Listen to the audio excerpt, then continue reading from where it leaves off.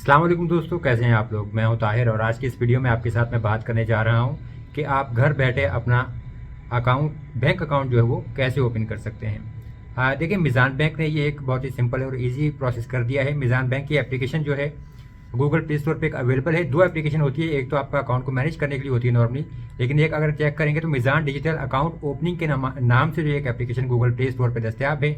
और वहाँ पर आप उस एप्लीकेशन को इंस्टॉल कर लें और फिर उस एप्लीकेशन के ज़रिए आप घर बैठे अपना आसान डिजी अकाउंट जो है वो ओपन कर सकते हैं। और उसकी जो 10 लाख रुपए आपकी मंथली लिमिट होती है। अब इस अकाउंट का फ़ायदा क्या होगा, देखिए कि इससे फ़ायदा ये हो जाता है आपका कि बहुत से लोगों ने पेयोनियर का अकाउंट बनाया हुआ है और वो जैज़ कैश से अपना अकाउंट बना लेते हैं।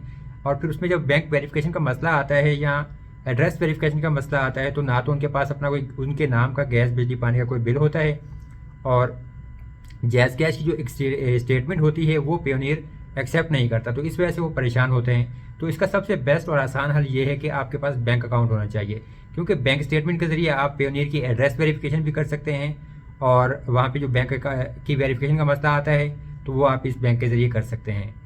तो आप जब अपनी अकाउंट की जो एप्लीकेशन है उसको ओपन करेंगे, देखिए ये गूगल प्ले स्टोर से इंस्टॉल कर लें। यहाँ पे सिंपल जो स्क्रीनशॉट्स भी दिए गए हैं और ओपन एन अकाउंट का ऑप्शन है। इसके बाद यहाँ पे आपके पास देखिए मुख्तलिफ ऑप्शन आ जाते हैं कि सिलेक्ट एन अकाउंट टाइप।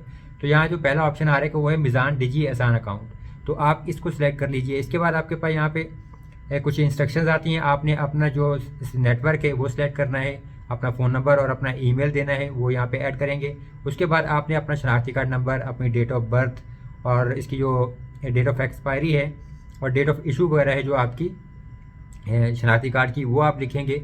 और उसके अलावा यहाँ पे आपके पास आपका जेंडर और मैरिटल स्टेटस का है, यानी कि आप शादीशुदा हैं या गैर शादीशुदा, वो आपने यहाँ पे सिलेक्ट करना है। उसके बाद इन ऐप फिंगरप्रिंट है, यानी कि जो बायोमेट्रिक वेरिफिकेशन होती है आपकी, आपको वहीं इजीली आपकी एप्लीकेशन के ज़रिए ही वो वेरिफिकेशन हो जाएगी। आपके जो थंब की होती है, यानी कि अंगूठे वगैरह के जो निशान होते हैं।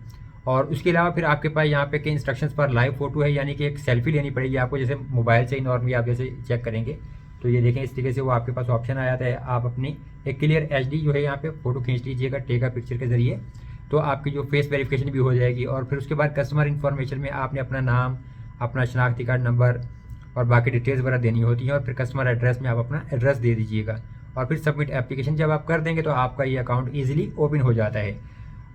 कभी कभार ऐसा भी हो सकता है कि एप्लीकेशन में जो है वेरिफिकेशन का मसला हो, आपके अकाउंट वेरीफाई ना हो सके, तो आप फिर उसके बाद अपने करीबी बैंक चले जाइएगा अपने ओरिजिनल शनाख्ती कार्ड के साथ, और वहाँ पे ही वो जो है आपकी बायोमेट्रिक वेरिफिकेशन वगैरह कंप्लीट करके आपका अकाउंट ओपन कर देंगे। उसके बाद अगर आपने फिर वहाँ से अपनी चेकबुक इशू करवानी हो या फिर एटीएम कार्ड भी इशू करवाना हो, तो वो जो आपकी ब्रांच वाले होंगे वो वेरिफिकेशन के बाद आपको ये इशू करके दे देंगे और तकरीबन 4 से 5 दिन या तकरीबन एक हफ्ते में आपको चेकबुक और आपका जो एटीएम कार्ड भी मिल जाता है। अब एटीएम कार्ड की आपके पास जहन में रखिएगा कि लिमिट्स होती हैं, यानी 50,000 रुपये जो है एटीएम से विड्रॉल वाले की जो कार्ड की लिमिट है, मेरा ख्याल है कि 2200 रुपये सालाना चार्जेस होते हैं। और बाकी इसे 2700 रुपये वाले में 1 लाख रुपये की डेली की लिमिट होती है आपकी एटीएम विड्रॉल की। और अगर आप एटीएम कार्ड ना लेना चाहें तो वो भी आपके पास ऑप्शन होता है, फिर आपके सालाना चार्जेस नहीं कटेंगे और जो चेकबुक होती है वो बिल्कुल फ्री होती है। अब जब आपका अकाउंट बन जाएगा और फिर आपने अगर कहीं ऑनलाइन वेरिफिकेशन वगैरह करनी है, जैसे एड्रेस वेरिफिकेशन वगैरह भी करनी है, तो उसका आसान हल ये है कि देखिए ईजी पैसा या जैज़ कैश या सादा पे, नया पे वगैरह से अगर आपके अकाउंट है तो वहाँ से, या आप अपने भाई या किसी दोस्त अजीज़ के रिश्तेदार के अकाउंट से भी पेमेंट वहाँ पे अपने मिज़ान बैंक में ट्रांसफ़र कर दें।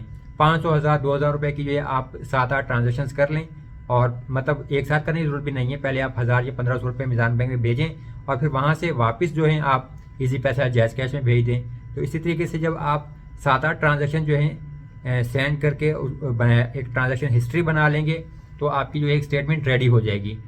उसके बाद आप सिंपल अपने बैंक की ब्रांच जाएं, वहाँ से जाके जो है आप उसकी जो स्टेटमेंट है वो निकलवा लीजिएगा, उसके ऊपर मिज़ान बैंक की स्टैंप भी लगवा लीजिएगा और मिज़ान बैंक का एक इन्वेलप भी देते हैं वो आपको, जिसमें स्टेटमेंट डाल के देते हैं वो भी ले लीजिएगा।